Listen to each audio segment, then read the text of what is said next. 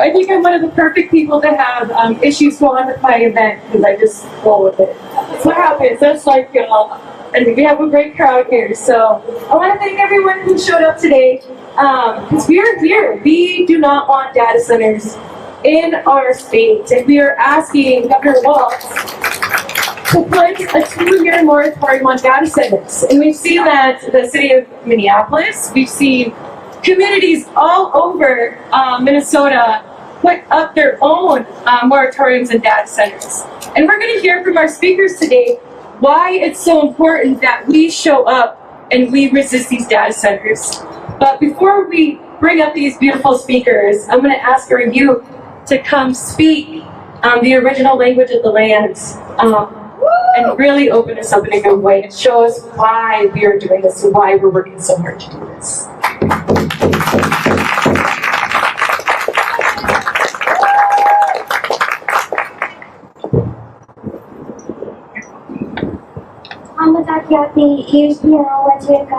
Pachichuya Zili Ertinimakapi, Dakota Imakapi, Damakota Han, the way Tinta Winter Himakahan, Tinta Winter Wati, Dakota Iapi, the Bay each.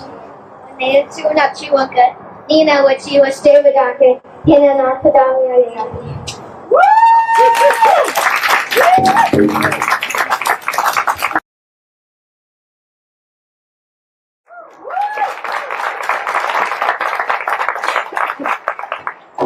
Tanse, Ganaskamon, and Anaskamon, Nasis Nanagilha, Nasis Rachel Dion Thunder. I just said hello, and I thanked each of you individually and to everybody collectively. Not everybody that is only here with us on the steps of the Minnesota State Capitol, but for everybody that is watching from home, is watching in the future, that is sitting in their communities, standing up and doing the right thing.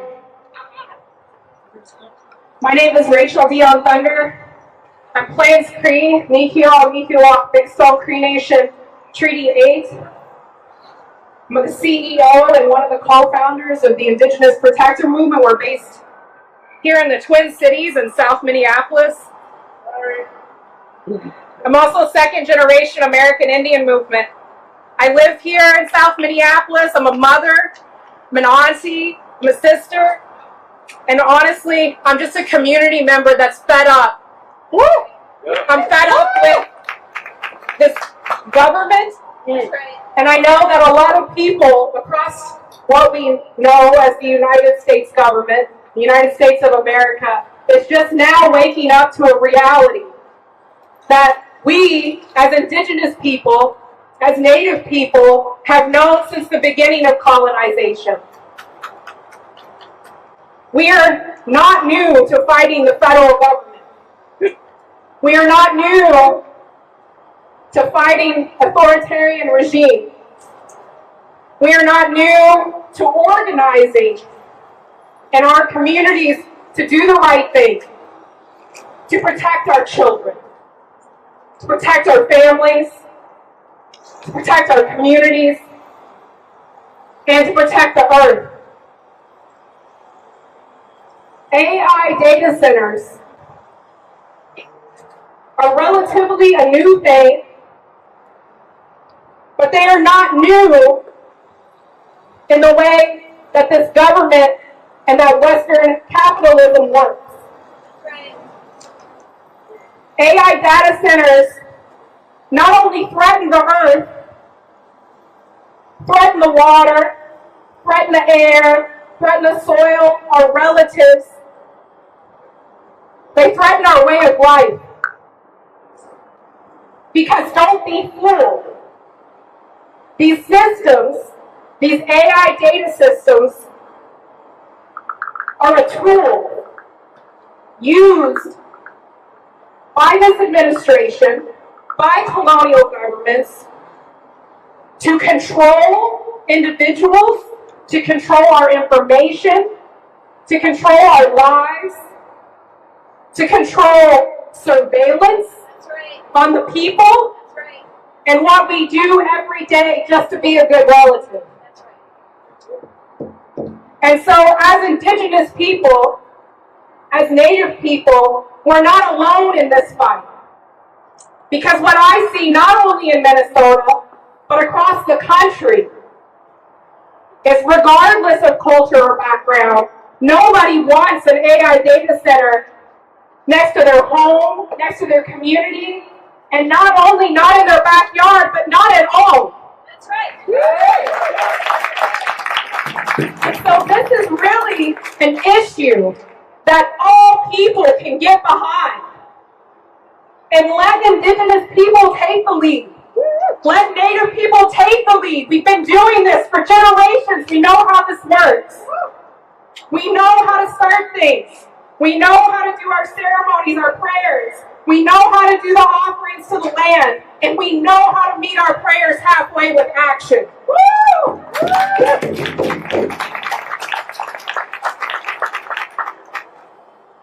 The way the world is developing, and has developed is not going to stop unless we make it do so.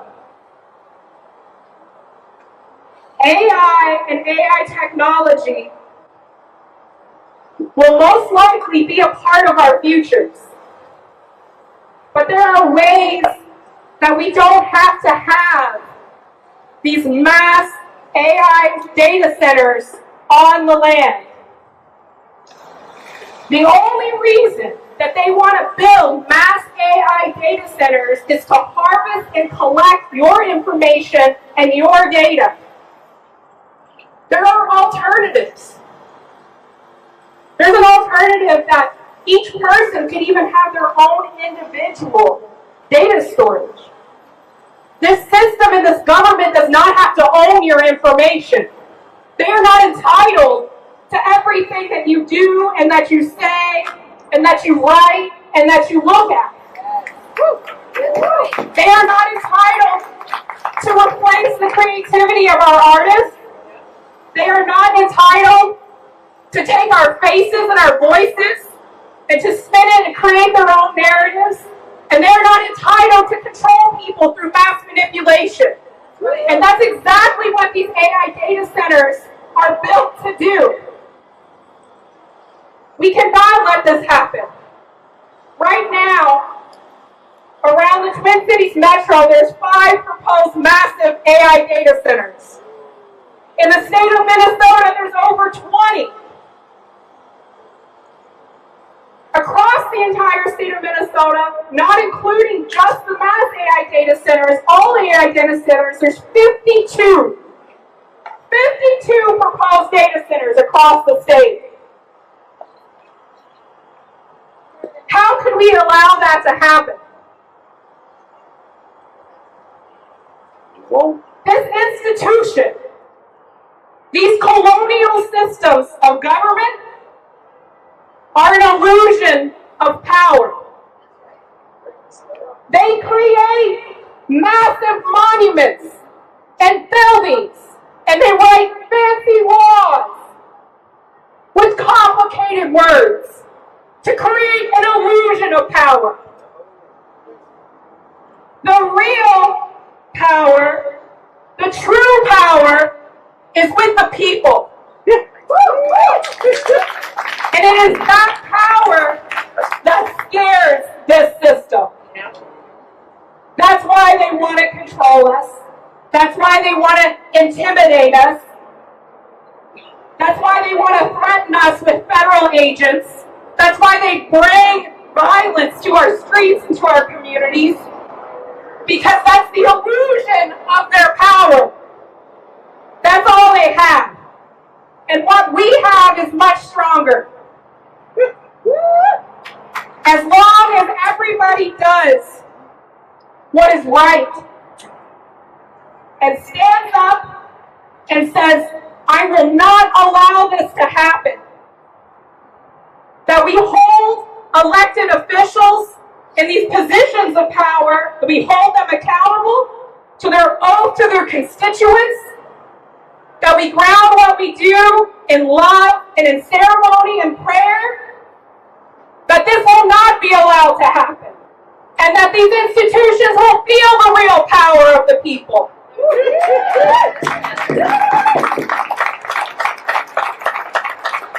We have a right to our information. We have a right to our privacy. We have a right to our ways of life. We have a right to drink clean water. We have a right to breathe clean air. We have a right to be able to harvest wild rice in the boundary waters until the end of time. And we have the right that even though on days it seems hard, on days that it seems impossible, that we have the right to stand up and do the right thing. So I want to thank MACWA for inviting us out, for being able to co-host this event today. Everybody, go back to your communities. You don't have to go to Washington, D.C. The most powerful organizing happens right at home. Have conversations with your friends. Have conversations with your relatives. Go and talk to your city councils. Talk to your local reps. Because that is how we build what is called democratic power. It starts from the ground up, not from the top down. So I want to thank everybody again for coming here today, this beautiful day, and ask Walls to enact not only a 2-year moratorium, but to not allow these massive AI data centers in the state of Minnesota, period, ever. Thank you, everybody.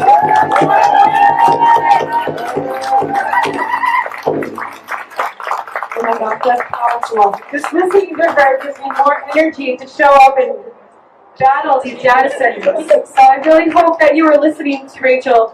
She said some very powerful, important things. I think Joey Peltier, everyone, with Matwa. He's the one who organized all this.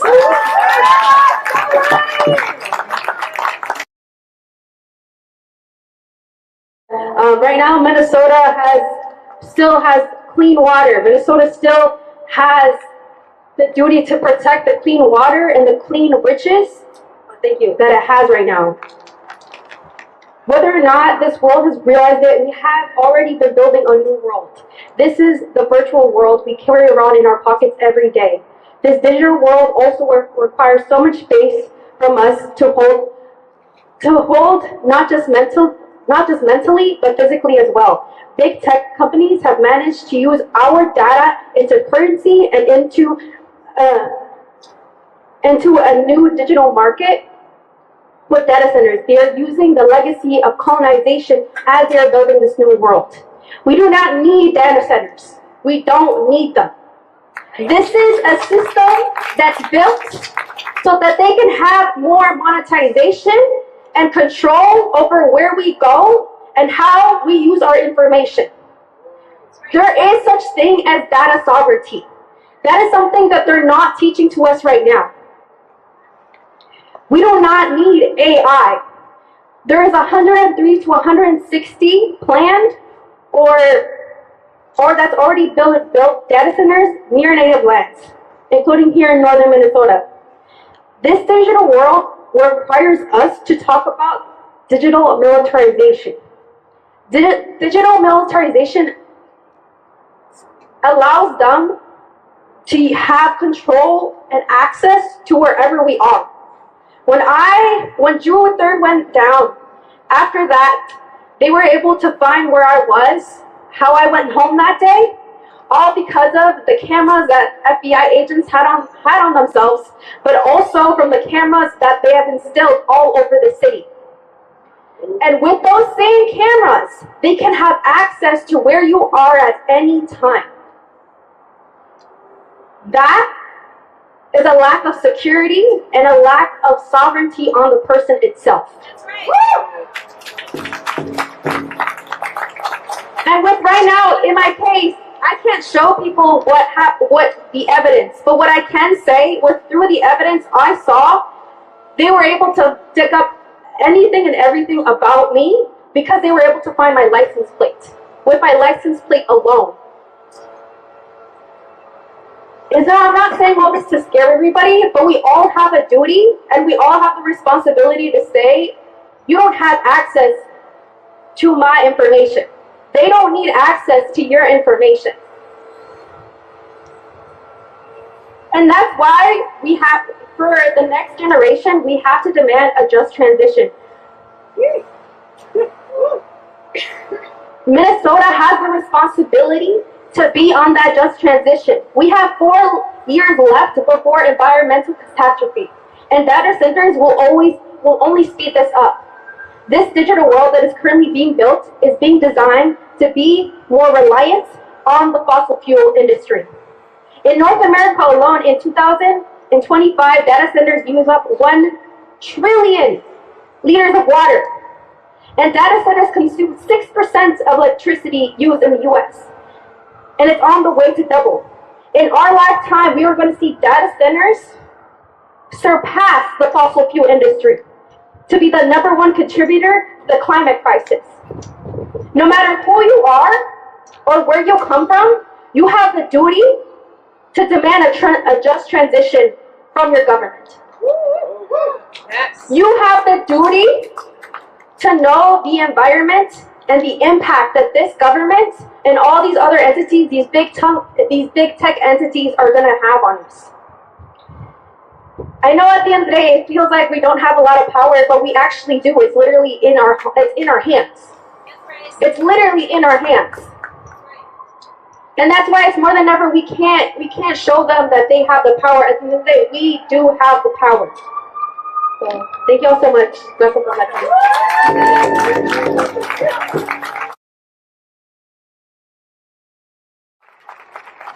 Kuju ni Danawe Magnadu, the Anagus ni Indigenous cause, Makwin ni Dame, Gasagas, Guajamekog ni Jabab, Wabik Winnie Sing Nindam.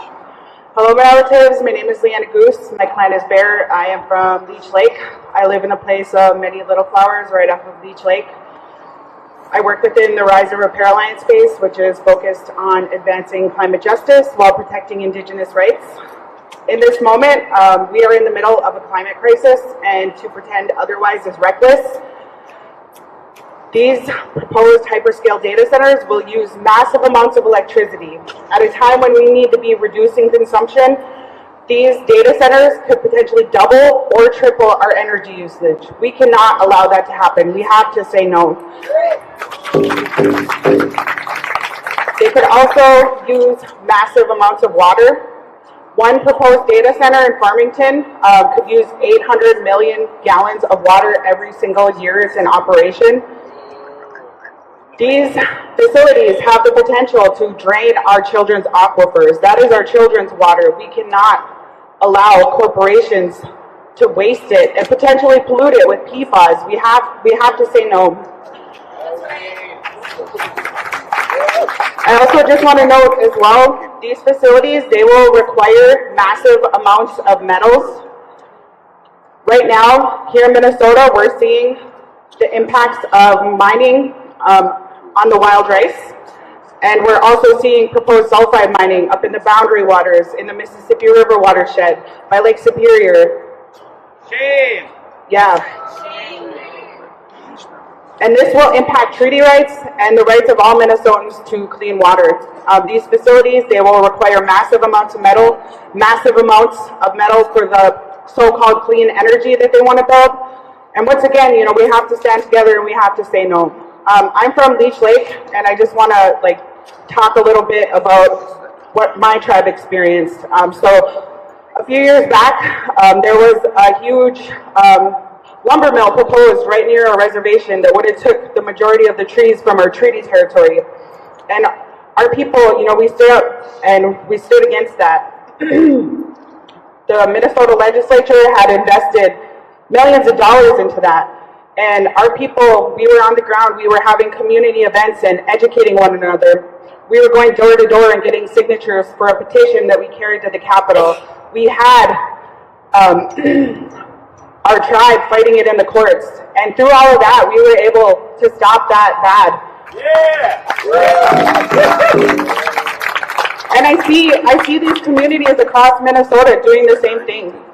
And I just want to encourage you, you know, keep doing it, keep it up, hold it off, hold off that bad. And eventually they will go away once they see how we do not want these facilities. We have to say no for our children's future. We have to say no for the water. We do not need artificial intelligence. These facilities will mainly be built to power artificial intelligence, which is not something that we need. Artificial intelligence is already being used nefariously by our government. They're using it for mass surveillance. They've used it in the military to take lives. We cannot allow this to move forward at this rate. And this moratorium, this petition, it is a tool that we can use to help stop these facilities. And I encourage everyone who is from an impacted community to go to your city council, call for a moratorium there as well. keep speaking up. Use that public comment period and let them know you do not consent to your community being a sacrifice zone. Keep organizing. Keep gathering signatures for this petition. We're delivering it to Governor Walz today, and I welcome everyone to walk with us. But this is not the end. Next year, this legislation will come up again, calling for a moratorium, and we can use this petition to show how many Minnesotans just do not want these data centers. Bonjour. Bonjour, Minnewana Bisco, Nindigenicas, Nindodam Dame, Nindunji, Wana Dawanang, Ayaga Mishwebipam. My name is Alice Marceau, and I'm a student from the University of Minnesota Duluth, and I study public health as my major and social science data analytics as my minor. I'm also Indigenous to Couchiching First Nation of Treaty 3 Ontario and the Red Cliff Band of Lake Superior Chippewa Indians in Wisconsin. My name means to follow the water trail. My clan is the Sturgeon Clan, and I honor my name, my clan, and my spiritual responsibility through my education.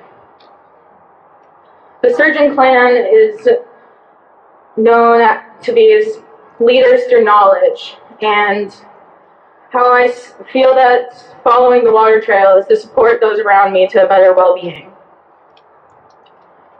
From what I know as a public health student and someone native to our land, is our environment is the foundation of our well-being. I'm grateful for the opportunity to speak today, and I can share some of my words as an affected community member of Big Tech.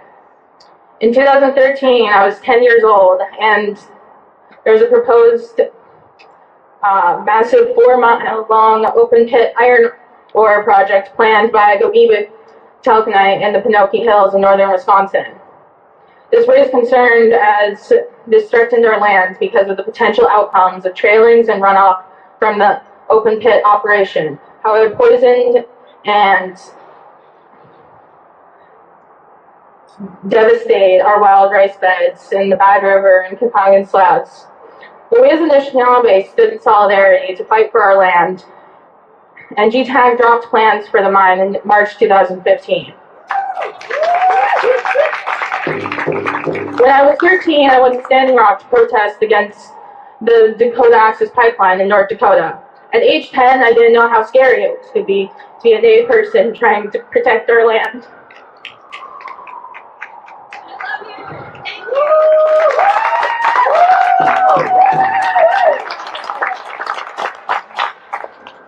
I seen my people with bruises from rubber bullets and hypothermia from water cannons sprayed by law enforcement in the fall of 2016. And it's hard to see people that look like you fighting for the same things, wanting the same things. The battle against oil companies has been rooted in our history with economic development since the beginning of colonization. Line 5 is this 645-mile pipeline that transports 540,000 barrels of crude oil and natural gas liquids from Superior, Wisconsin to Sarnia, Ontario. This pipeline threatened our land by its high risk of a potential oil spill, which could devastate the Bad River watershed and spill into the Great Lakes. Today, we're addressing a new battle, the threat of big tech in Minnesota. Hyperscale data center development in Minnesota concerns us as Minnesota residents as the massive water usage, high noise levels, and the staggering electricity demands. As an Anishinaabe person facing threats of harmful infrastructure to our communities, I'm angered. That's right. Yeah. It's happened before. Yep. This angers me because the indescribable disrespect to the land, the water, and the lack of consideration to any sustainable health outcome to Minnesota communities. However, I'm motivated to share and fight for our land and water because of my Indigenous teachings that guide me. And I want to know why our land has the best fish and beautiful land. It's because we know how to take care of it. Because we value the relationship with the land, and we see the land and water as living spirits, and we nurture our health it nurtures our health and well-being. as two-legged beings. Water is our first medicine. Water is what I've been fighting for my whole life. Water is what has sustained us since the beginning of time. It sustains us by us drinking it, us fishing from it, or harvesting wild rice from it. In the 7 generation teachings, one that I pray to be mirrored in the systems of the future is that we learn from the past 7 generations, but we also consider the 7 generations to come. Shimiguchi to the organizers for letting me share my story as an affected community member.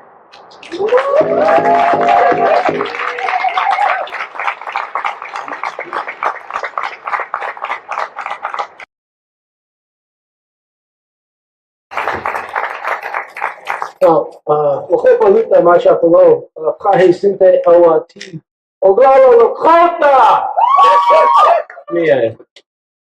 Yesterday was the 150th anniversary of the Battle of Pre-Seed Grass, known as the Battle of Little Bighorn, where Custer was snuffed out. So being Lakota, kind of in my feelings a little bit. A little bit pride, bordering on arrogance. And the one day out of the year, it's really excusable. So thank you for bearing with me and my ego. I remember being here as a kid. I jumped off of that pylon right there and landing and feeling really okay. Now that's not something right now I'd ever do again. And I remember that day because we were protesting nuclear cast storage down in Prairie Island. And nuclear power is their game plan to power the AI data centers. And this is a technology that has been dormant since the 80s. It's something we've not had to deal with. And now we're seeing the reemergence of a new nuclear energy push that's asking Indian country to once again to become a national sacrifice zone for the progress of America, for the prosperity of billionaires. One of the things that people might not fully comprehend is every step of the supply chain of nuclear energy, native blood is shed. We die in the mines, in the radioactive toxic spills. We die in the transportation from where it's transported to, from the production. Highest rates of thyroid cancer in Minnesota is right there at Prairie Island. And then again at Monticello. And it's no... Minnesota has still created, hey, there's causality, but not causation. And they've had 30 years to test it and see the data right in front of them, and they're choosing to ignore it. Right. And that is how they want to fuel this thing. This monster that's coming for all of us is going after our water. When they run it through even their quote-unquote closed-loop systems that are supposed to be efficient, the water comes out contaminated with what they call PFAS, known as forever chemicals, long carbon chain that is stripped from the cooling towers of AI data centers. And have you ever seen any of these things? They're so afraid that somebody's going to attack them, they light them 24 hours with security lights. And the noise of them drowns out and takes out the silence of the night. So we lose the ability to even enjoy the night. And I think one of the sad, tragic realities is we might be willing to offer up our freedom if it wasn't just so damn inconvenient. If they weren't going to put it in our face, if they weren't going to charge us for the pleasure of giving them our intellectual property rights. I want to build off of what Rachel Thunder has said. We can win. We can fight this. I'm one of the millennials of the Oregon Trail generation. I saw the internet first come. I remember being on AOL Messenger and Yahoo groups, Ask Jeeves. I remember the joy of it. I remember that so many people would give you information for free. We shared. We shared what we wanted to believe in, what we thought of the world. Experts would literally go into Wikipedia and just give away all of their expertise because they believed in this dream that if we share ideas and if we share information, it's possible to lead to a more beautiful, freer world. That was the dream of the internet. And now they've taken it and they've poisoned it, they've weaponized it and monetized it. And now AI is making choices about which military sites to hit in Iran. And they choose a little girls' school on accident. And this is the AI, this is the future that they're offering us. And as we are labeled as undesirable, as resistors, some people are going to be called terrorists. And they're going to use all of this surveillance mechanism that they believe that was meant to keep us safe to oppress all of us, simply for standing up for our water, for our air, and for our future.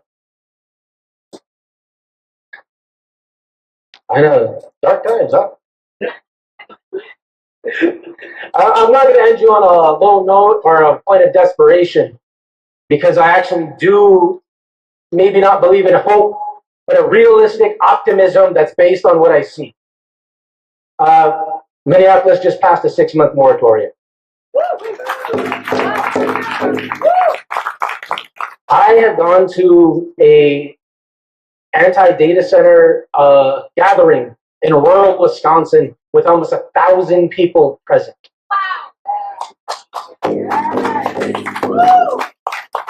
The crowd was Republicans, Democrats, union guys, a bunch of folks with green hair and metal in their face visiting back home from Madison. And this is no longer a left or right issue. It's not a rural or urban issue. It's coming for all of us. And the beauty of this moment is this is the widest, deepest, most grassroots response I've ever seen. These data centers, nobody wants them except a handful of billionaire class that can profit upon them exponentially. And I believe as we're building this movement and reaching, I was about to say reaching across the aisle, but I was like, oh, fuck it, I'm actually leaving. What I do believe is defending our neighborhoods, defending our community, and operating with a little bit of self-preservation. I live in Minneapolis, and we went through Metro Surge together, and that happened. And I was really proud of Minneapolis. I was really proud of Minnesota. I was really proud the way that people stood up for their neighbors, for their friends, and for their relatives.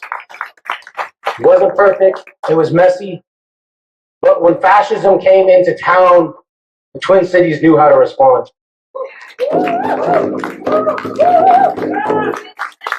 I think based off of that energy, that level, and also even the same folks and the same coordination that we have there, we can lead together and shut down these coming data centers. Thank you.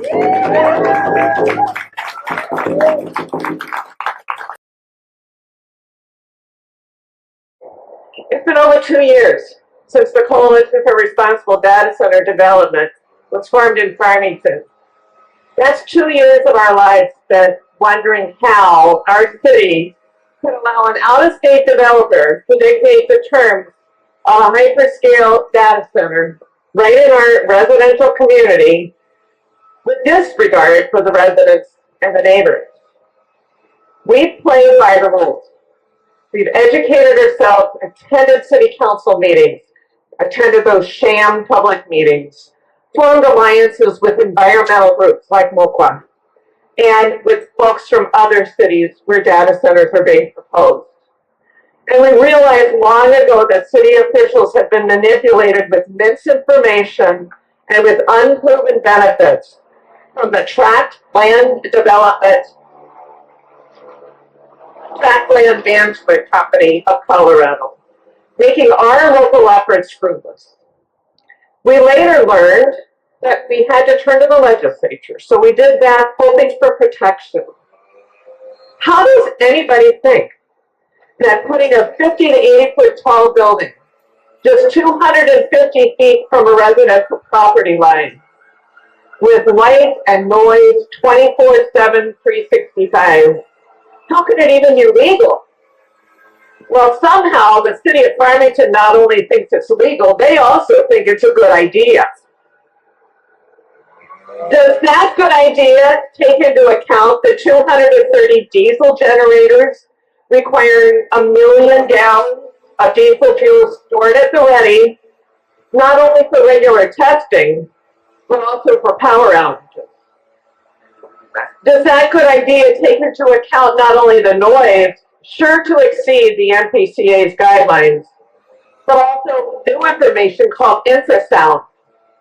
That new research continually points to the infrasound phenomenon as yet another health risk, and that is not suggested, that is documented.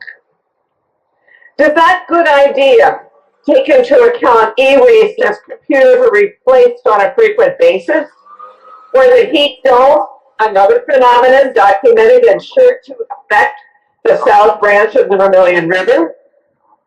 This natural breeding trout stream flows right through the proposed site. I could talk about the 4 endangered species at risk from the development on the property. I wonder if the river or those endangered species think this is a good idea. Maybe the city thought that the permanent job creation justified the obvious injustice of a proposed hyperscale data center, which they're calling a technology park in true developer style. The only thing is there's hardly any permanent jobs. That is just one part of the template used by developers to implement this Wild West style of gold rush, which data center incursion represents. This is kind of like a recent city council meeting when tracked lawyers changed course. They guaranteed that the site would only use 500 million gallons of water in the entire year. Of course, in earlier public hearings, they stated that the potential end users would do their own engineering and design and permitting. But somehow now it's up to the lawyers to determine that they could just cut off the water supply whenever it's convenient. The AUAR in Farmington project has not changed. It still is guaranteeing nearly 3 million gallons per day of water from the domestic water supply to the data centers. This sounds to me kind of like that, who's on first skip? Who knows? So the implication here is a closed loop system. That term closed loop is a trade term which implies a hermetically sealed system, and that is not true. There are multiple times and situations where water is removed from a closed loop system, but now it's mixed with chemicals that are so highly concentrated, some of them so water soluble, that they may not be able to be removed even in a treatment plant. Exchanging one bad idea for another is not a good idea. I hope that none of that water should find its way to the protected, pristine Vermilion River. But there is one thing for sure. The developers recognize a good idea when they see one, and that is the uncapped 35-year tax abatement, which puts Minnesota's tax dollars right into the pockets of billionaires representing the richest corporations in the history of mankind. After 2 years of watching the legislature debate the protections for citizens of Minnesota, I have really been disappointed that only the tax that's charged on the electricity used seems any kind of a meaningful protection. The water protections are a suggestion that end users use the most efficient technologies regarding water use. I think that's akin to suggesting that drivers follow the speed limit. And contribution to help low-income folks with weatherization, while commendable, does not equate with the level of wealth which end users will generate in our state, generated from our resources. Current state law amounts to, in the words of Peter Regenius of the Sierra Club, a big win for billionaires. Now, does that seem like a good idea? Despite the coalition's lawsuits and other lawsuits being conducted by MCA, Developers and end users are proceeding full speed ahead to get permitting accomplished and shovels in the ground before the public and the elected officials really understand what's at risk with the influx of over 20 hyperscale projects around the state, all accomplished behind NDAs with the public in the blind. So now let's go back to what is a good idea. Is it a good idea to rush to judgment on something so consequential as the massive influx of hyperscale data centers without answering for the many well-documented projects that come along with them? Is it a good idea to allow developers and billionaire end users to be the ones determining land use in our state? Is it a good idea to risk the health of the people in our state from noise, light, and air pollution? Is it a good idea to rush to judgment without looking at the cost-benefit analysis on tax abatement law? That tax abatement cost is rising as I'm standing here right now. Imagine what it will be after the first hyperscaler in Rosemont comes online next year. I think what is a good idea is a 2-year moratorium on hyperscale data centers.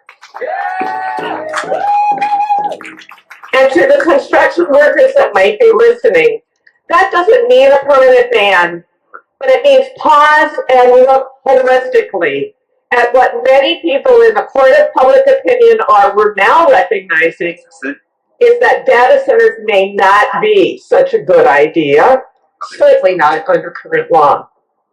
Let Minnesotans be the one to establish the rules by which billionaire developers and end users come to our state and use our resources, put our citizens' health at risk, and all for the benefit of private enterprise, which is money in their pockets. It is a good idea to slow down and put Minnesotans first. 2-year moratorium now. Thank you.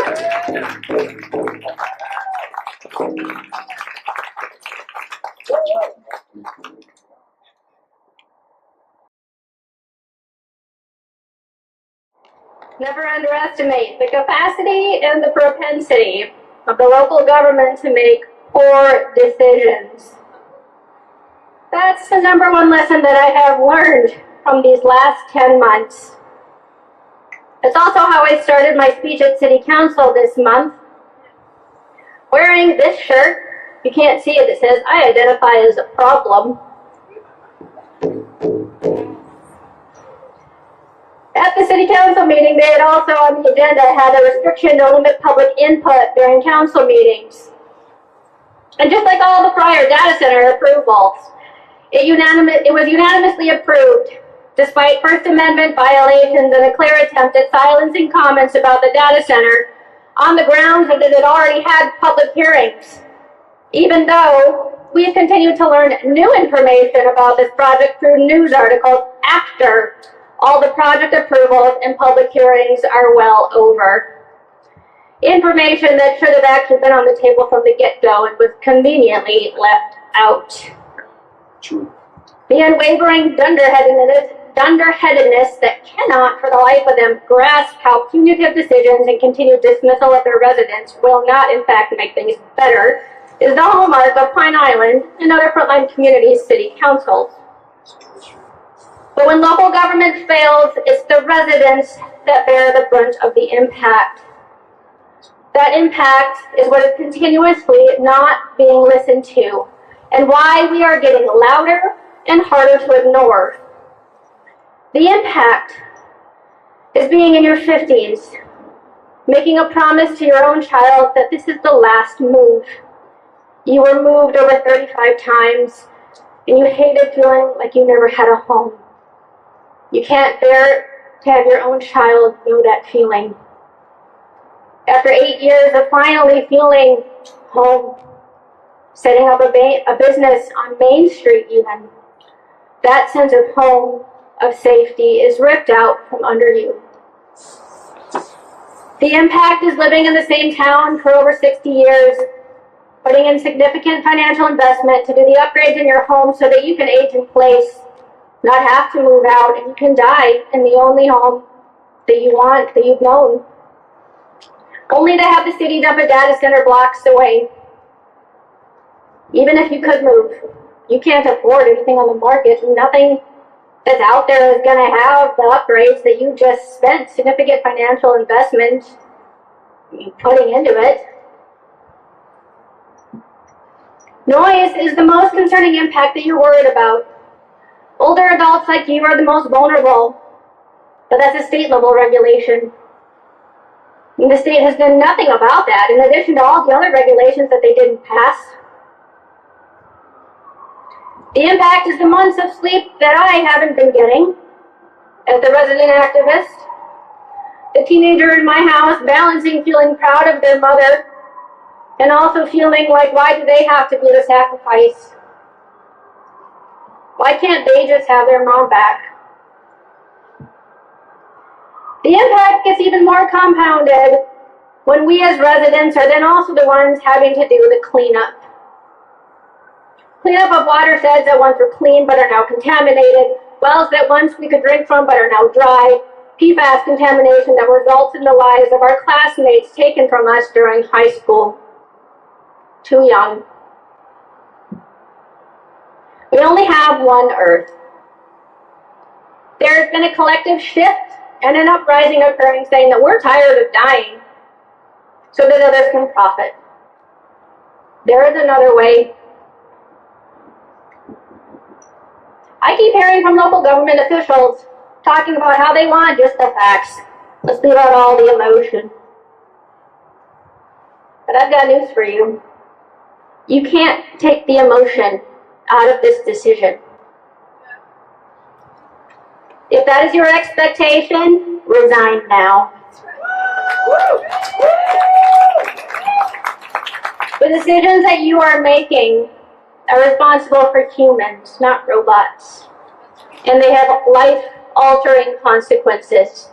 You need to sit with the discomfort and the weight of the decisions that you are making. Your responsibility is to lean in, not away.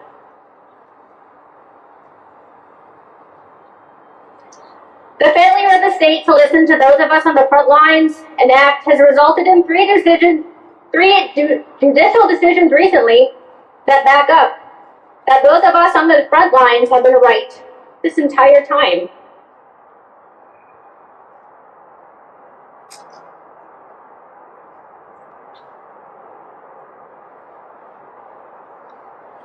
What's happening in Pine Island also shows how great the need is for central permitting.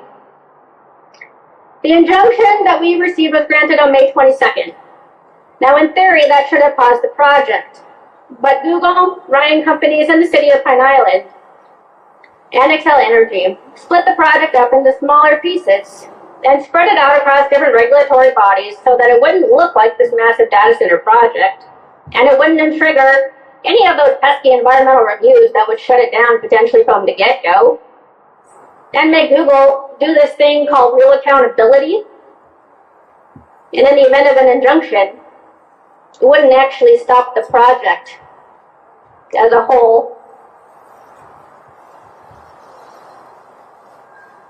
Project Skyway was approved by the city in January of 2026. So they were careful to point out that they were only approving one data center building, and it was 300,000 square feet. Those three potential future buildings on the drawing board, nothing to worry about. They're just potential. They might not happen, probably office buildings. In March, it was followed by an environmental review for a new wastewater treatment facility and a wastewater permit, which are two separate public comments and environmental reviews, by the way. Also conveniently timed for Google to slip in and orchestrate the water numbers that they needed for the data center project through the Project Skyway approvals that have been happening, and the development agreement approved in January requiring the City of Pine Island to advocate for Google while hiding the water usage under the disguise of municipal water and a municipal wastewater treatment facility.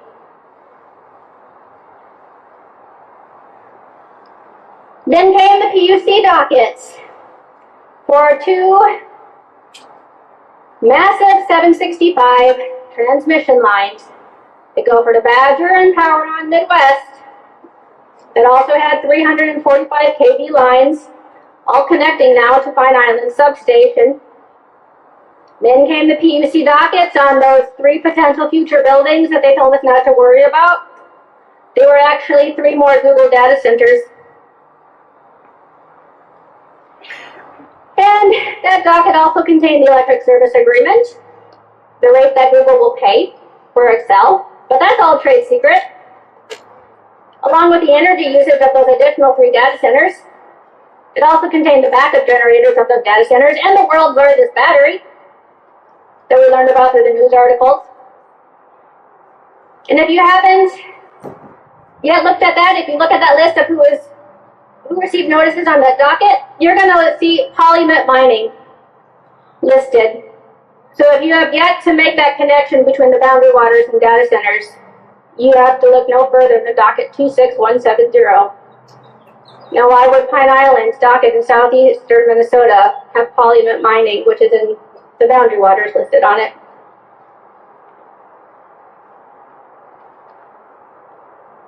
Then came the injunction in May.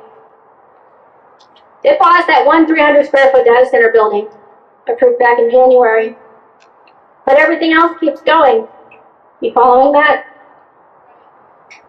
Then came the PUC docket for the Project Skyway substations and the transmission lines, an entire docket just for the data center. They need to double the size of Pine Island's existing substation and add another short 345 kilovolt transmission line with 4 smaller substations, because each of those 4 data center buildings needs its own individual substation. And I had to get Google's attorney to go on the record at the PUC open house on June 15th to actually admit that there are 4 data center buildings for phase 1 of Project Skyway, because everyone was still insisting that there was only 1 data center building of 300,000 square feet.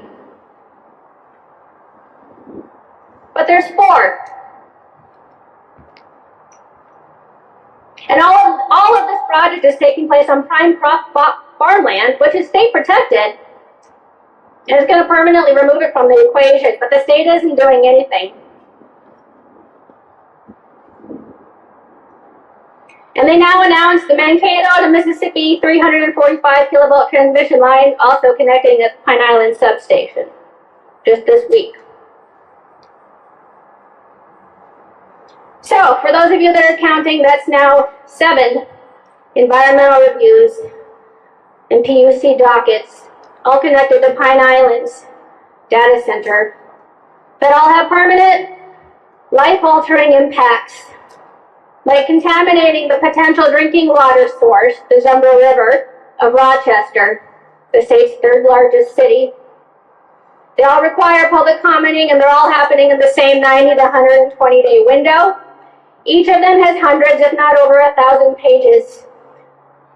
And who do you think it is that is right there trying to figure them all out to prevent the harm from happening?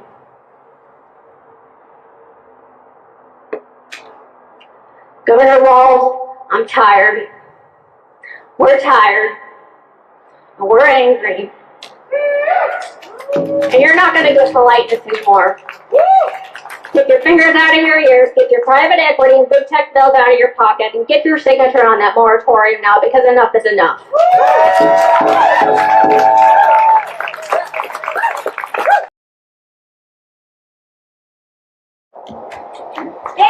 Good afternoon. Hey, it's nice to see everyone, and I'm so thankful today to be among friends. I was just chatting earlier with Joey. We would be dead in the water, and I really mean that, without the environmental organizations and other organizations that came around us 8 months ago, because this isn't what I do, folks, right? This isn't what I do. So deep, deep, deep appreciation if you have supported a frontline community, and I think I might just have folks raise their hand.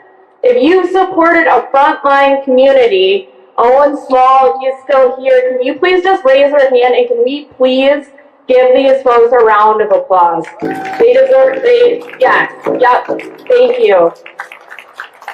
My name is Rebecca. I live a half a mile from the proposed hyperscale data center in Hermantown, Minnesota. And folks, our head is in the tiger's mouth. Okay, our head is in the tiger's mouth. $16.5 million has exchanged hands. 10 residential buildings. Ladies and gentlemen, that means houses are going to be bulldozed if this project is allowed to go through. You can boo that. Boo that. That's horrible. On Friday, so this is a continuously developing situation on the ground, and I cannot underscore that enough. So what Aubrey spoke about, this is our 3 a.m. It is our 10 a.m. It is our noon. It is our 2 p.m., our 4 p.m., our 4:30 p.m., our 6:30 p.m., our 7 p.m., 8:30 p.m., and 10:30 p.m. Problem. The longest day I have worked on this specific issue was 16 hours. And I'm not alone. This is a serious issue in the state of Minnesota, and let's stop ignoring it. Please, let's stop ignoring it. So on Friday, we figured out that our immediate affected had grown because we had forgotten the transmission side of the corridor. It's a corridor. So on one side is the data center side, and on the other side is the transmission side. We had forgotten about the transmission side. Are immediate affected. So these are residential dwellings that are going to be bulldozed because they are in the route, the 345 kilovolt route that goes directly to the data center site. Thank you. Boo that as well. So it grew, it doubled overnight. I'll add that being responsible homeowners, individuals on both the data center side and the transmission side reached out to responsible government units to try to figure out what was going on. On the data center side, there was no information forthcoming because of the non-disclosure agreements. And on the transmission side, the utility company subverted, and I quite literally mean that, subverted the truth. So we had a homeowner call, and the route was denied.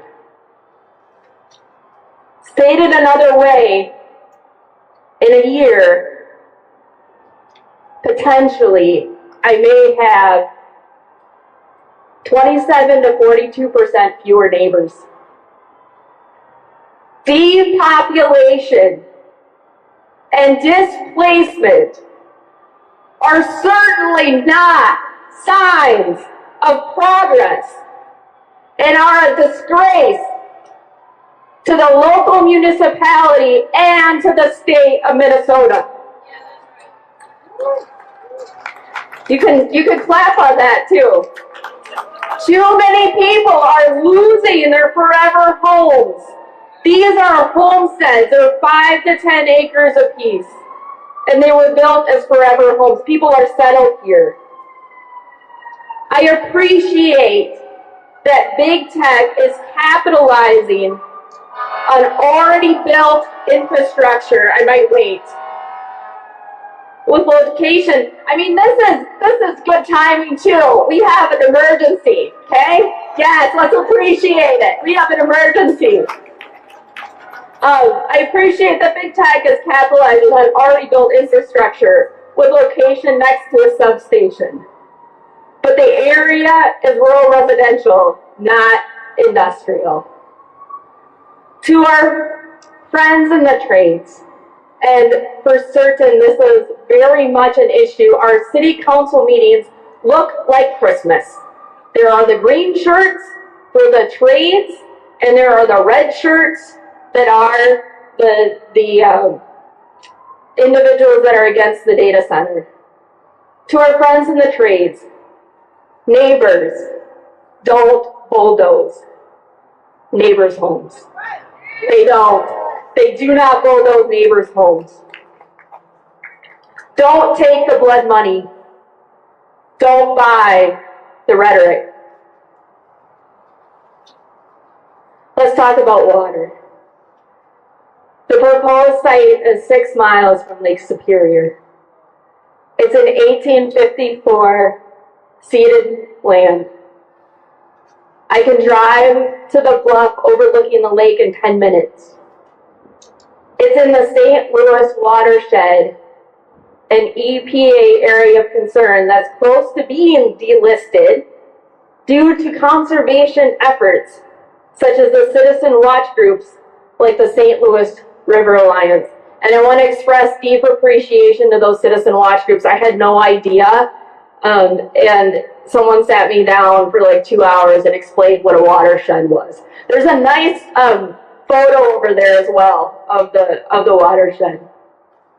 According to the 1,800-page environmental review published on the City of Hermantown website 2 weeks ago Friday, the water used for the data center is 50,000 gallons, domestic gallons of water per day. If you're skeptical, we are too. That's 30,000 toilet flushes. We asked at the community meeting, the Google community meeting on Wednesday, and they threw in there like kitchen use, washing machine use. We're deeply skeptical. The actual number is likely much higher, closer to 5 million gallons of water a day. There are 3 loops, and this is according to the data center hearings in Ohio. So there were experts that came, one by the name of Stephen Petty. There are 3 loops: a closed loop, a loop to dump the heat, and a loop in the power station or the substation that Aubrey spoke about. There's no regulation for wastewater coming from a data center in the state of Minnesota. Let me list the chemicals. Possible components of the discharge. And we also had a hydrologist with us on Wednesday asking the same questions of Google. Like, what the heck is in the discharge, and why the heck didn't you tell us in the 1,800-page environmental review? Here we go. Biocides. You can write this down. Grab your phone out. Biocides. Anti-corrosion agents. Minerals. Scale. Metals. And forever chemicals, just like PFAS. The wastewater is treated for regulated components. So remember, what's coming out of the data center isn't regulated. The wastewater treatment facility may have regulations. There might be a 30 to 40 million gallon or $1 billion disconnect there. So it's treated for regulated components and discharged into the St. Louis River. Because Lake Superior, the largest freshwater lake in the world, is covered by international treaty. NDAs may have also been signed by the water treatment facility. I'm going to wrap up here because I know we're all hot. It's a gambler's fallacy to expect a different outcome this time. So all over the country, we see the egregious effects of out-of-control data center development. It's a gambler's fallacy to expect that things are going to be different this time. That is wrong thinking. Minnesota can do better. Thank you. Minnesota can do better. I agree. This is not to this audience, but to the wider audience. I don't expect you to understand the cumulative impact of egregious data center development if it's not happening in your backyard. Maybe I should speak to the cameras. In Hermantown, it appears to be a takeover of the local government as well, as in other communities. If you just agreed with that statement, and I'll read it again, I don't expect you to understand the cumulative impact of egregious data center development. If you just agreed with that statement, and you are an elected official, you had no business being behind the decision-making table. I am going to be bold today and demand the retirement or the resignation of the local mayor of Hermantown for lying to constituents. And I want city staff and this may apply across Minnesota should not have, they should be asked to leave who signed NDAs because people are hurting. For the rest of us, and we're doing this already, I encourage you to pull on your good neighbor pants, your pants of courage, of resistance, and help us fight this. The Hermantown project is not yet permitted. We stopped that in October. It has not passed its environmental review. Minnesota has some of the most beautiful watercourses in the country. Why are we selling to the desperate whims of self-interested parties using the public funds for private gain? I've been here 5 times, so remember I'm from Duluth, Minnesota, Hermantown, Minnesota. I've been here 5 times since February, at the beginning of the legislative session. One time it snowed up north, and I was here for 2 days, okay? But we're asking again, and we'll continue to ask. While it can still make a difference. Governor Walz, will you enact a pause to study the cumulative effects of out-of-control data center development? And do not forget this, high voltage transmission line is also an issue, ladies and gentlemen. Also an issue. In terms of the tiger, you cannot reason or regulate a tiger when your head is in its mouth. We need to pause. And GAAWIIN, we need you to prove it. Prove it, prove it, prove it. Centralized permitting. Thank you.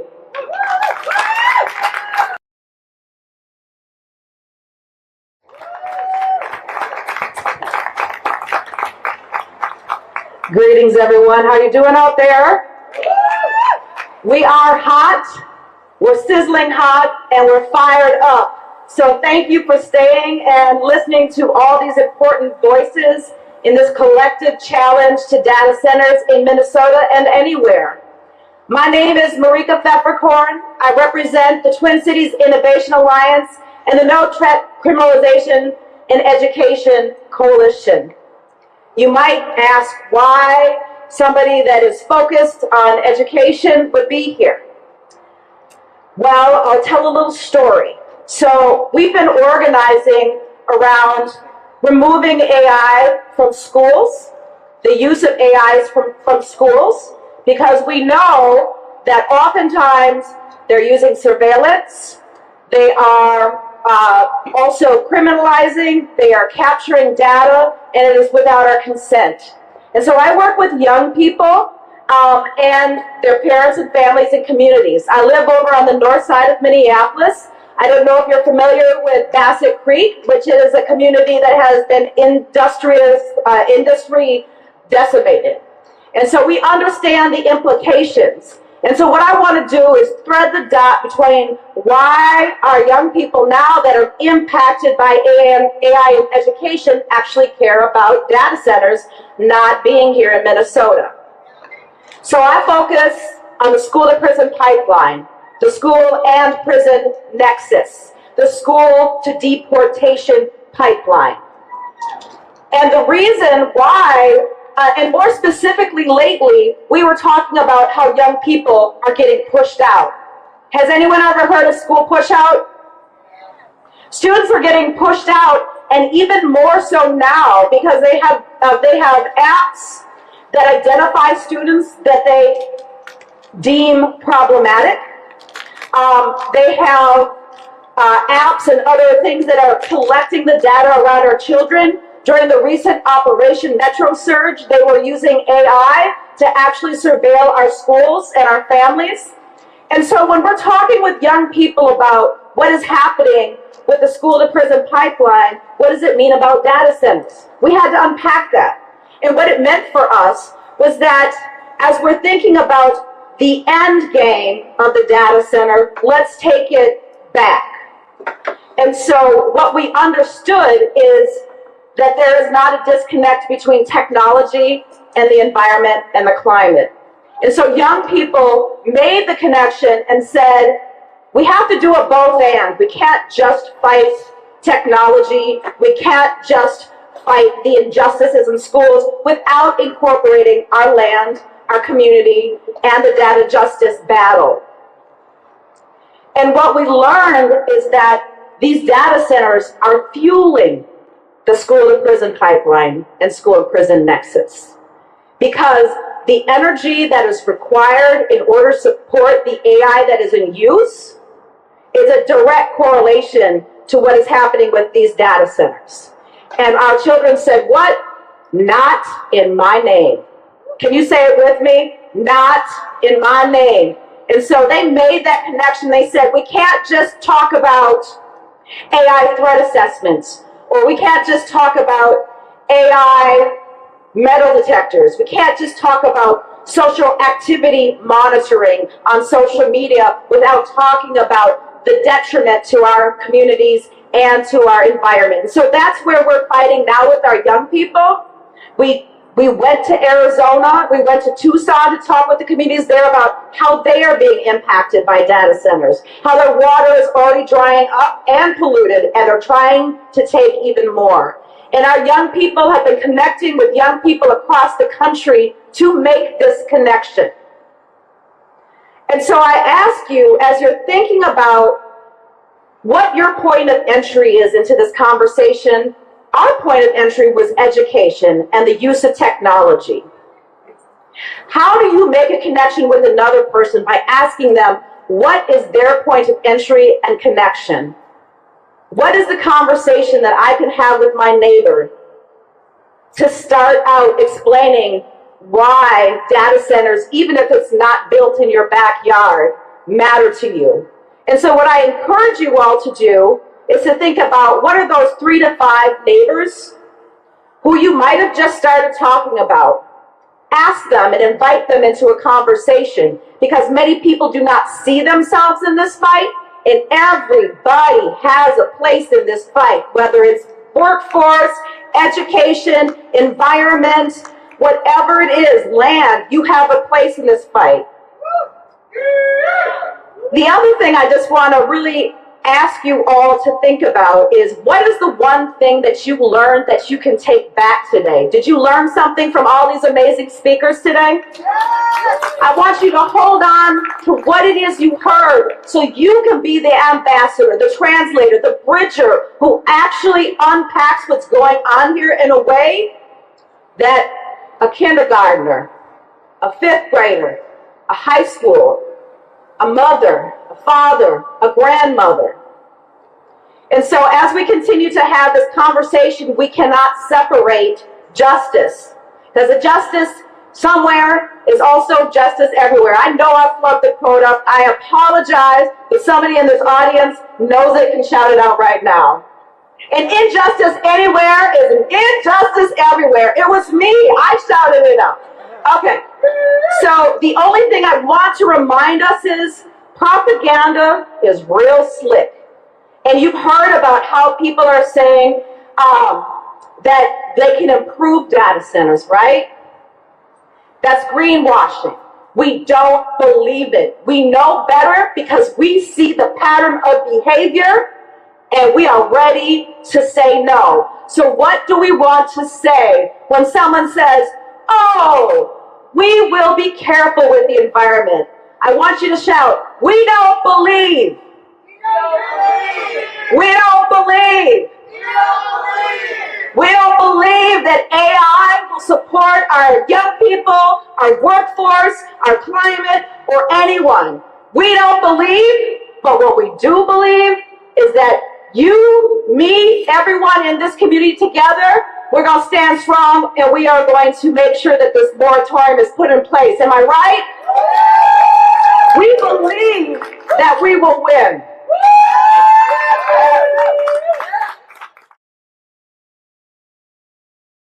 I know we're tired, but if you can repeat after me. We say justice, you say how?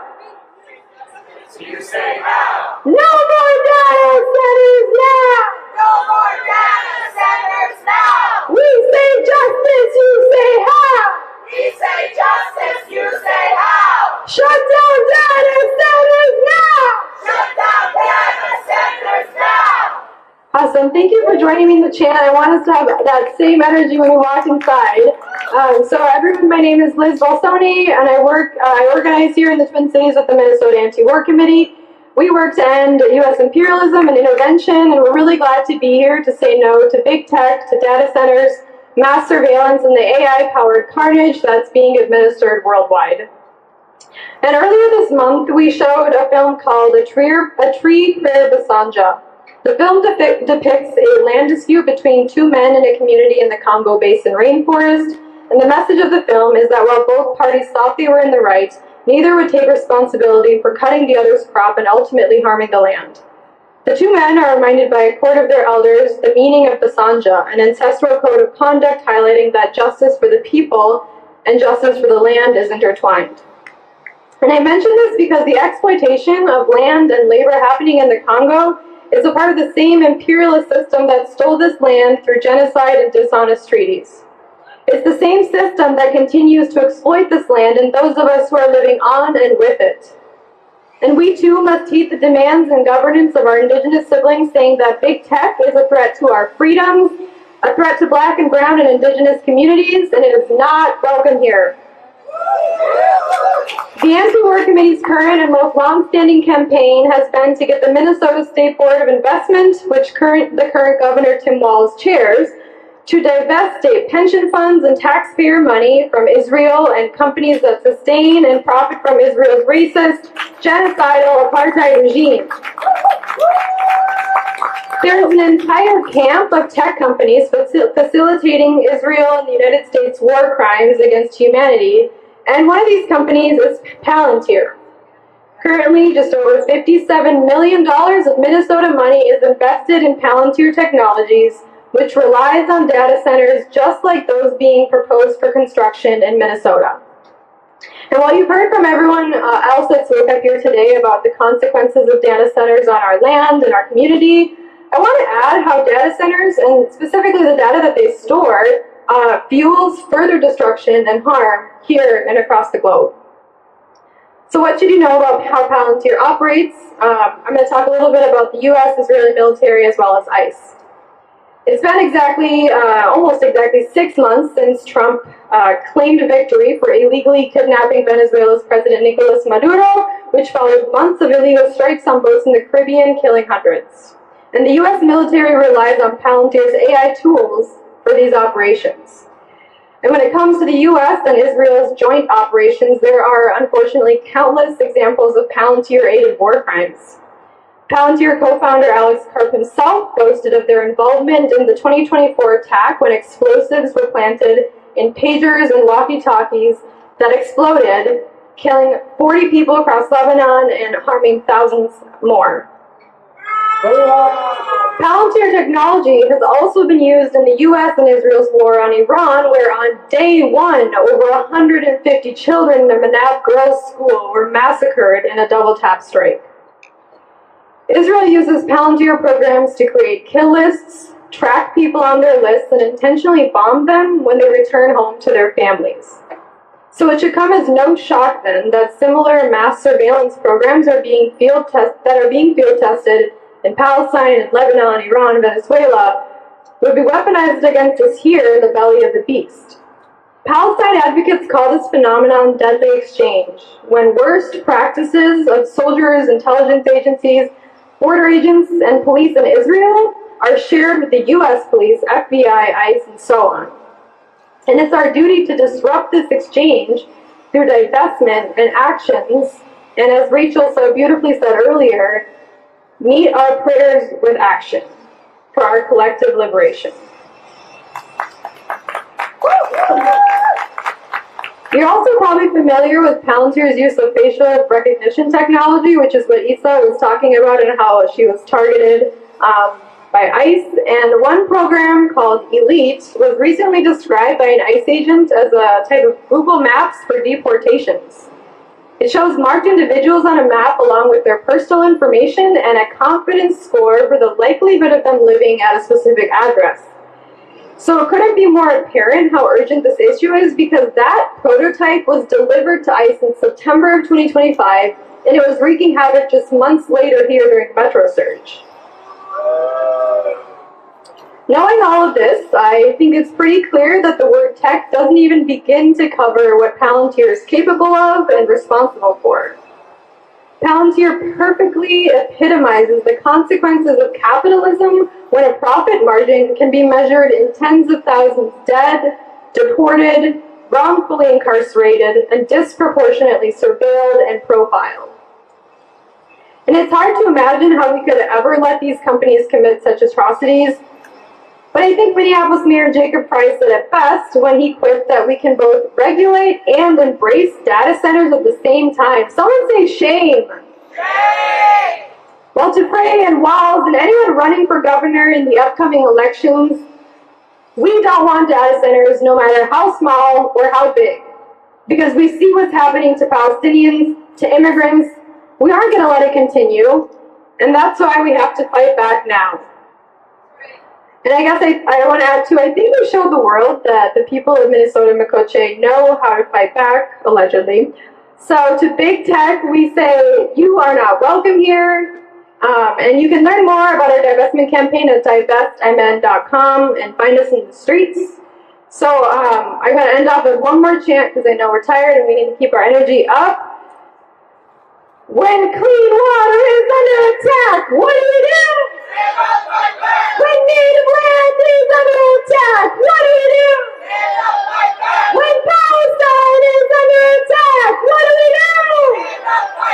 When immigrants are under attack, what do we do? What do we do? What do we do? Awesome, thank you.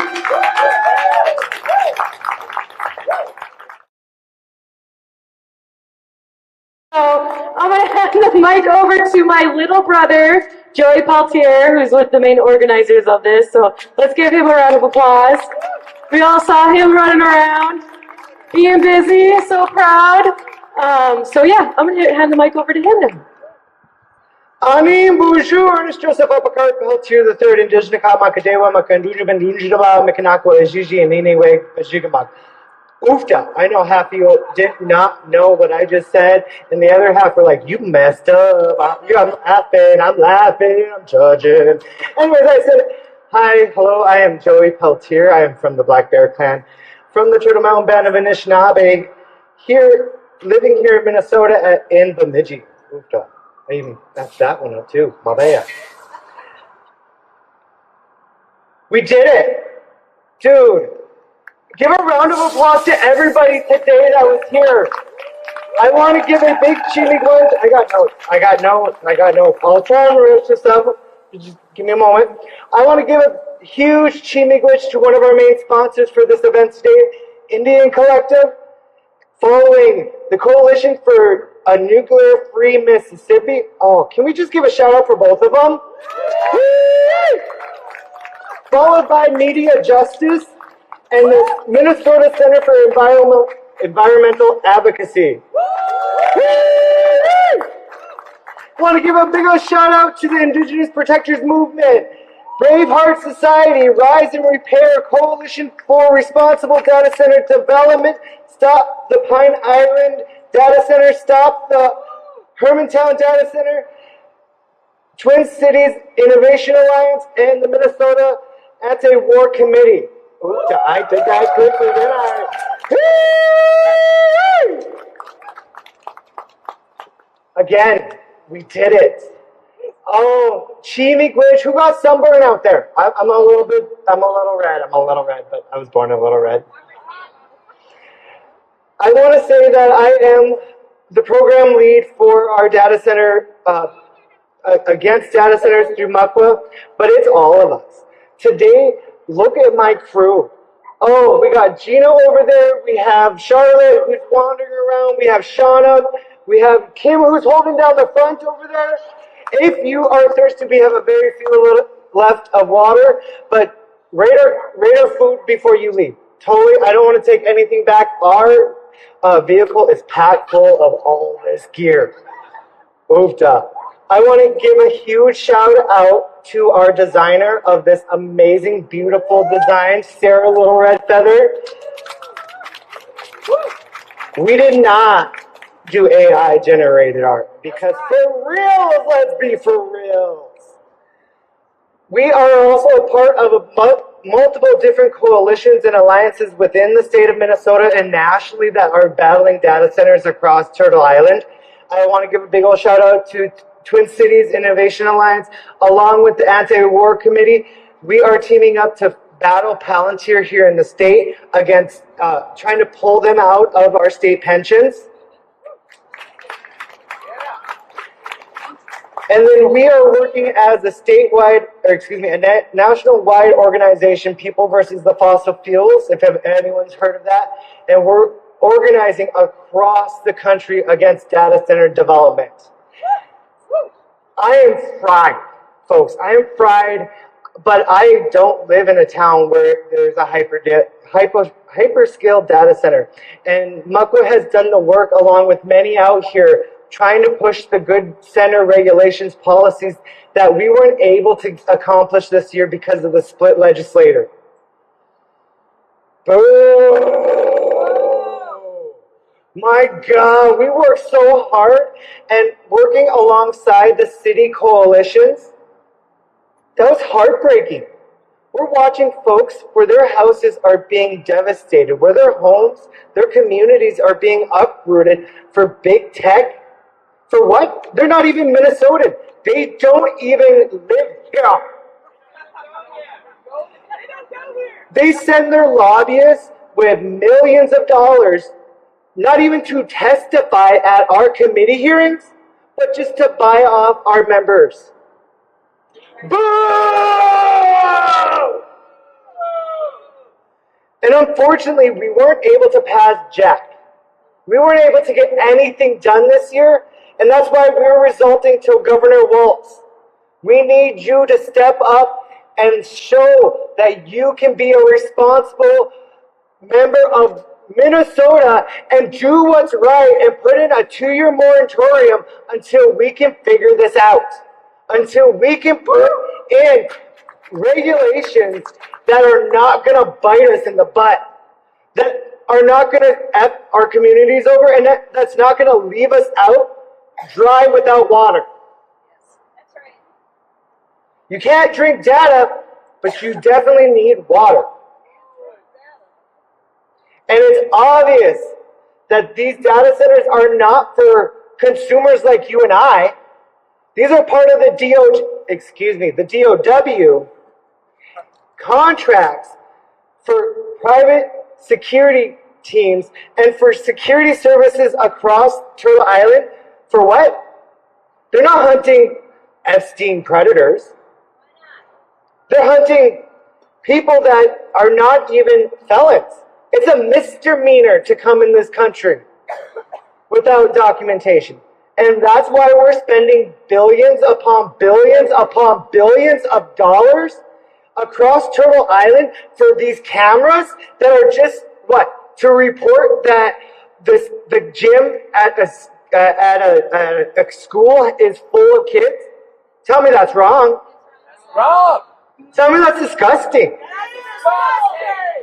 And you understand that these same owners, Palantir, what was his name again? Peter Thiel. How many times is he cited with the Epstein files? Almost every time. I want to say, I'm not saying. He's connected. And we have the Peter Thiel, who owns Palantir, in Bemidji, where I'm from, watching cameras all across the YMCA, the kids, the schools, the daycares. Please tell me. Make it make sense. Make it make sense. So we need Governor Walz to step it up. We need to enact a 2-year moratorium, and we need to shut down any construction, any projects that are currently being built or even during construction. No more GAAWIIN. Minnesota says GAAWIIN to big tech. I can't hear you. Shimi Gwidge again for coming out. I'm closing out. I'm mind mush. I've been running around, setting this on. I am so appreciative of everyone showing up today. And if you could do me a favor, before we kill the cameras, can everyone get up onto these stages up here and say, "Stop data centers now! Stop data centers now! Governor Walz, step it up! Governor Walz, step it up! Hey,